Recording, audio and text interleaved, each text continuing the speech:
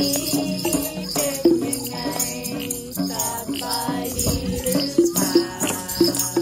สบายดีเป็นยังไงฉันอยากกินหมูกระทะโอ้อยากกินหมูกระทะหิวเลยสายนี้เป็นยังไงสบายดีหรือเปล่าสายนี้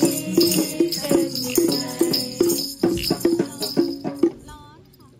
ร้อนจังเลยสายนี้เป็นยังไงสบายดีหรือเปล่า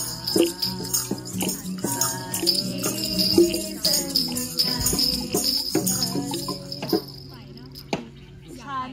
อยากไต่หน้าผาใครจะไต่มาแล้วบ้างหน้าบ่ายเป็นยังไงสบ